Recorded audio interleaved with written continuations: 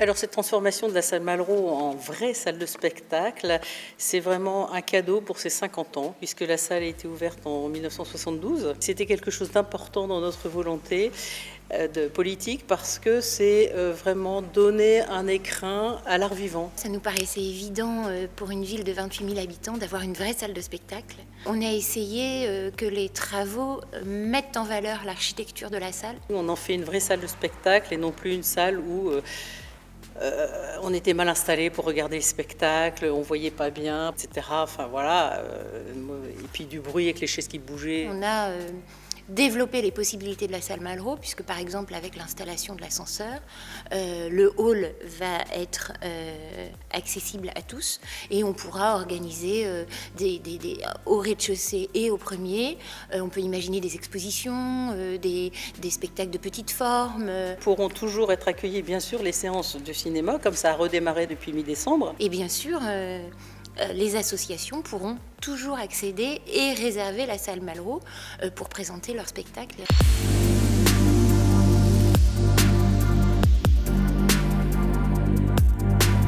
On a été très contents de cette première édition du Lambersart du Rire, alors qu'il n'a duré qu'une journée effectivement cette année, mais qu'on aimerait beaucoup développer. On aimerait proposer des choses extrêmement différentes sur plusieurs jours. On essaie de sortir de 2 ans de période quand même assez étouffante. Et donc là, on s'est dit, il faut cette bulle d'aération. Ça a été vraiment un choix délibéré de choisir ce thème du rire pour les spectacles de cette première saison. Et ça donne extrêmement envie, c'est vraiment un spectacle hip-hop est bien sérieux, qui est vraiment destiné bien sûr pour ceux qui aiment le hip-hop, mais surtout en fait pour ceux qui n'y connaissent rien, parce que c'est une chorégraphe, une passionnée de danse, qui explique tout son parcours, sa rencontre avec le hip-hop, et surtout qui met en scène la façon dont le hip-hop a émergé et les différentes influences.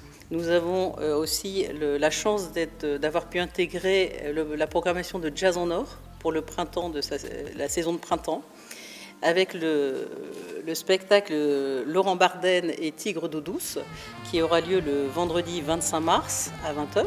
Et ensuite, au mois d'avril, le vendredi 29 avril, il y aura une autre sorte de musique, puisque ce sera autour de la musique classique, entre Bach et Offenbach. On voyagera d'un compositeur à l'autre. Le 20 mai, alors on va finir en beauté cette première saison culturelle, puisqu'on va recevoir un spectacle avec 3 chanteuses et un pianiste, vraiment qui dépotent. Les Swing Cocktails sont en train de faire un tabac à Paris, et ça va vraiment mettre le feu à la salle Malraux. Ce sont des places très accessibles.